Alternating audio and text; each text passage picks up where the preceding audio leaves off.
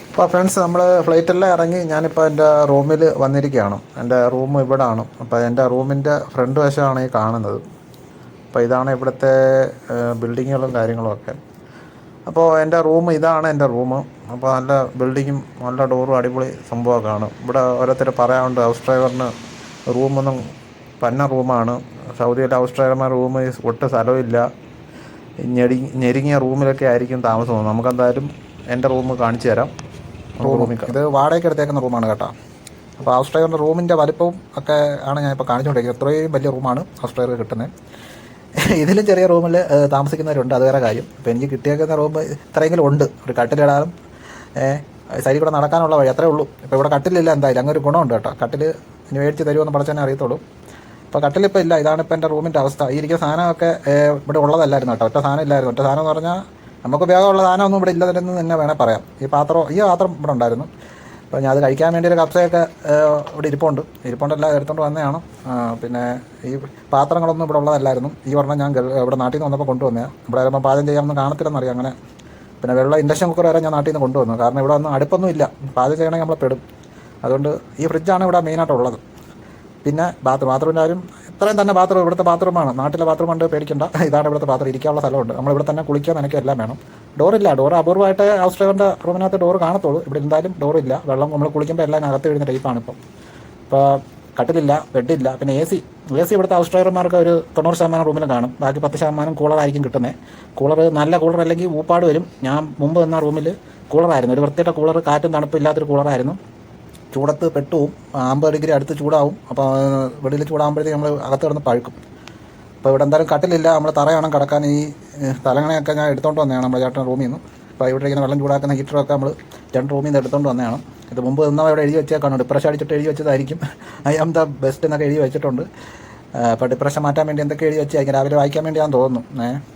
അങ്ങനെ ഉണ്ടൊക്കെ എഴുതി വെച്ചാൽ തോന്നുന്നു. എൻ്റെ സിനിമയിൽ നാം എഴുതി വെച്ചേക്കുന്ന പോലെ എഴുതിയൊക്കെ വെച്ചിട്ടുണ്ട്. അപ്പോൾ ഇതാണ് നമ്മുടെ റൂം. ഒരു കട്ടിലിടാം. നമുക്ക് ഇത്ര സ്ഥലം ഇവിടെ ഉണ്ട്. ഞാൻ മുമ്പ് നിന്നാൽ ഇതിലും ചെറുതായിരുന്നു കേട്ടോ. ഇത്ര സ്ഥലവും ഇല്ലായിരുന്നു. അപ്പോൾ ഹൗസ് ഡ്രൈവറിൻ്റെ റൂം ഇങ്ങനെയൊക്കെ തന്നെ ആയിരിക്കും. അപൂർവമായിട്ട് വലിയ റൂം കിട്ടുകയുള്ളൂ. നല്ല വീടൊക്കെ ആണെങ്കിൽ ഡ്രൈവറിന് നല്ല റൂമായിരിക്കും. അപ്പോൾ ഫ്രണ്ട്സ്, ഇപ്പോൾ എൻ്റെ റൂമിൻ്റെ അവസ്ഥ ഈ അവസ്ഥയിൽ ഞാൻ എത്തിച്ചിട്ടുണ്ട്. അപ്പോൾ മുമ്പ് നമ്മൾ കണ്ടപ്പോൾ അറിയാം, ഒരു സാധനം ഇല്ലായിരുന്നു. ഇതെല്ലാം നമുക്ക് വേസ്റ്റിൽ നിന്ന് കിട്ടുന്നതാണ്. വേസ്റ്റിൽ കൊണ്ട് കളയുന്ന സാധനം നമ്മൾ എടുത്തുകൊണ്ട് വന്നതാണ്. കട്ടിലും നമ്മൾ ഒരെണ്ണം ഒപ്പിച്ച്, കട്ടിലും ഇവിടെ വേസ്റ്റ് കളയാൻ വെച്ചിരുന്നൊരു കട്ടിൽ എനിക്ക് കിട്ടി നമ്മൾ അപ്പുറത്തെ റൂമിൽ നിന്നും. അപ്പോൾ ഈ തട്ടും കാര്യങ്ങളും എല്ലാം ഞാൻ ഇവിടെ നമുക്ക് ബലതയെന്ന് പറയും, ബലതയിലെ ആൾക്കാർ കൊണ്ട് കളയെന്ന് പറയാൻ ആവശ്യമുള്ളവർക്ക് പോയി എടുക്കാം. അത്ര കംപ്ലയിൻ്റ് ഇല്ലാത്ത സാധനമൊക്കെ കൊണ്ട് കളയും അവർ പുതിയത് മേടിക്കുമ്പോൾ.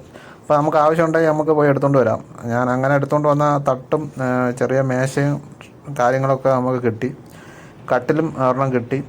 പിന്നെ ഈ ബോട്ടിലൊക്കെ നമ്മൾ കുടിക്കാനുള്ള വെള്ളത്തിൻ്റെയാണ്. അപ്പോൾ നമുക്ക് വെള്ളം ഇവിടെ 8 റിയാലാണ് ഈ ഒരു ബോട്ടിൽ നമുക്ക് വെള്ളം മേടിക്കുന്നതിന് വേണ്ടി ഇവിടെ നമുക്ക് റേറ്റ് ആവുന്നത്. അപ്പോൾ നാട്ടിലെ 10-200 രൂപ അടുപ്പിച്ചാവും. പിന്നെ അടുപ്പ് ഞാൻ മേടിച്ച്, അടുപ്പ് നമുക്കില്ലായിരുന്നു. അടുപ്പ് മേടിച്ച്, പാത്രങ്ങളൊക്കെ മേടിച്ച്. അപ്പോൾ നമ്മൾ ഈ എക്സ്റ്റൻഷന് വയറ് കുത്താനുള്ള കാര്യങ്ങളെല്ലാം അതിപ്പോൾ ഞാൻ പണിഞ്ഞെടുത്തതാണ്. വയറൊക്കെ ഒപ്പിച്ച് നമ്മൾ ഒരെണ്ണം ഒപ്പിച്ച്. ഇവിടെ ഇല്ലായിരുന്നു നമുക്ക് സംഭവങ്ങളൊക്കെ.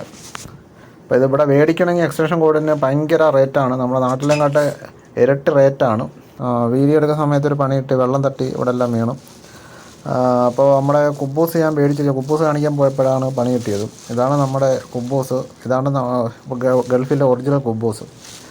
സാധാരണ നമ്മുടെ നാട്ടിൽ കുബൂസ് എന്ന് പറഞ്ഞാൽ നമുക്ക് ഷാർമയ്ക്കകത്ത് ചുറ്റിത്തരുന്ന കുബൂസ് അല്ല. അങ്ങനെ ഒരു കുബൂസ് ഇവിടെ ഞാൻ കണ്ടിട്ടില്ല. സൗദിയിൽ വന്നിട്ട് ഇനി ഉണ്ടോ എന്ന് അറിയാനും വയ്യ. അപ്പോൾ ഇതാണ് നമ്മുടെ ഒറിജിനൽ കുബൂസ്. ഇവിടുത്തെ 1 റിയാലിലാണ്. നമ്മുടെ നാട്ടിൽ 10-22 രൂപ വരും. ഒരു 4-5 കാണും, ചിലത് 6 കാണും കുബൂസ്. അപ്പോൾ പിന്നെ ഇതാണ് നമ്മളെ ബോട്ടിൽ വെള്ളം നമ്മൾ മേടിച്ച് വെക്കുകയാണ്. ഇവിടെ വെള്ളം നിറച്ച് തരുന്ന വണ്ടിക്കാർ വരും. അതിൽ നിന്ന് നിറച്ച് വെക്കാൻ വേണ്ടിയാണ് ഈ എക്സ്ട്രാ കുപ്പി മേടിച്ചേക്കുന്നത്. ഇല്ലെങ്കിൽ നമ്മളിവിടെ ബക്കാല എന്ന് പറയും, സൂപ്പർ മാർക്കറ്റിൽ പോയിട്ട് ബോട്ടിലായിട്ട് മേടിക്കാം. അതിന് റേറ്റ് കൂടുതലാണ്. അതിന് 8 റിയാലാവും. മറ്റേതാകുമ്പോൾ 2 റിയാൽ കൊടുത്ത് ഒരു ബോട്ടിൽ നിറച്ച് തരും. അപ്പോൾ ഇതാണ് ഇപ്പോൾ എൻ്റെ റൂമിൻ്റെ അവസ്ഥ. അപ്പോൾ ഇത്രയൊക്കെ ഉള്ളൂ ഈ വീഡിയോ.